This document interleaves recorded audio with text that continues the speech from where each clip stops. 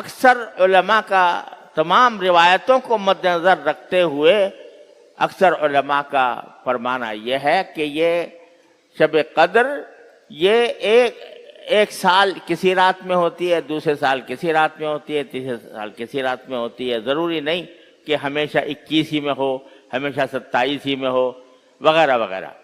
لہذا نتیجہ کیا نکلا کہ بھئی 1000 مہینے سے زیادہ کا ثواب حاصل کرنا ہے تو 5 راتیں جاگ لو. 1 رات نہیں، 5 راتیں. 21ویں رات، 23ویں رات، 25ویں رات، 27ویں رات اور 29ویں رات جاگ کے کیا کرو؟ جلسہ، دعوت، دیگے پکوانا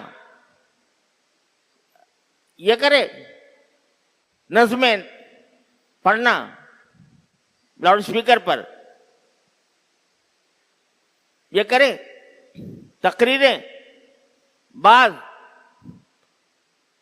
یہ کریں.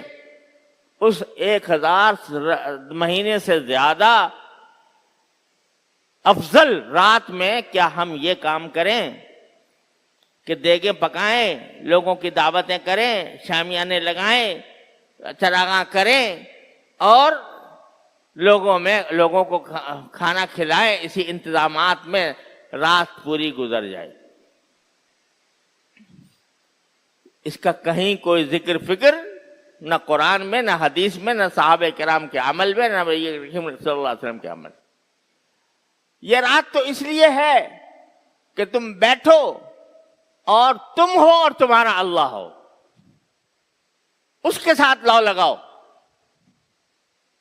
کوئی تقریب نہیں، کوئی جلسہ نہیں، کوئی دعوت نہیں. اکیلے بیٹھے ہو اور اپنے اللہ سے لو لگائے ہوئے ہو. جتنی نفلیں پڑھ سکو 8 پڑھ لو، 10 پڑھ لو، 12 پڑھ لو. اگر توفیق ہو تو لمبی لمبی صورتیں، لمبے رکوع، لمبے سجدے. سجدہ بڑی عجیب غریب چیز ہے. سجدہ ایسی چیز ہے کہ انسان اپنے اللہ سے کسی وقت اتنا زیادہ قریب نہیں ہوتا جتنا سجدے میں ہوتا ہے. یہ رسول کریم صلی اللہ علیہ وسلم فرماتے ہیں اللہ تعالیٰ کا قرب حاصل کرنے کا بہترین وقت سجدہ ہے. اور سجدے کے اندر جو دعائیں کی جاتی ہیں وہ اللہ تعالیٰ کے پاس براہ راست پہنچتے ہیں. حضرت بدوس صاحب رحمۃ اللہ فرماتے ہیں اگر سجدے میں سر رکھ دوں زمین کو آسماں کر دوں. تو سجدے میں اللہ تعالیٰ کا قرب حاصل ہوتا ہے. اس کی کثرت کرو گے. ارے اگر کچھ پڑھنا نہیں آ رہا، کوئی دعا بھی نہیں آ رہی، سبحان ربی الاعلی ہی چلو پڑھتے رہو، وہ بھی نہ پڑھو. بس یہ سمجھو کہ میں بارگاہ الہی میں سجدہ کر رہا ہوں، پیشانی ٹیک رہا ہوں. اس بارگاہ میں ٹیک رہا ہوں کہ جس بارگاہ سے بڑی بارگاہ کوئی ہے نہیں. وہی سخی داتا ہے، وہ میرے اس پیشانی کو رد نہیں فرمائے گا. اس امید کے ساتھ سجدے میں رہو. تم ہو اور تمہارا اللہ ہو. عبادت کرو. جتنی رکعتیں پڑھ سکیں اتنی رکعتیں پڑھ لیں. جتنی اگر نہیں پڑھ سکتے ویسے ہی تلاوت کر لیں قرآن کریم کی. اور پھر دعائیں مانگے. دعا بذات خود عبادت ہے.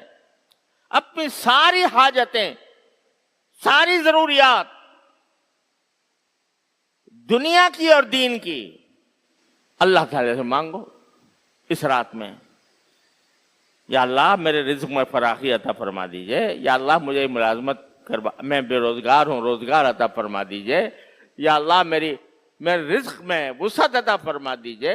یا اللہ مجھے صحت عطا فرما دیجئے. میرے گھر والوں کو صحت عطا فرما دیجئے. جتنی حاجتیں دنیا کی مانگ سکتے ہو مانگو. دنیا کی حاجت مانگنا بھی ثواب.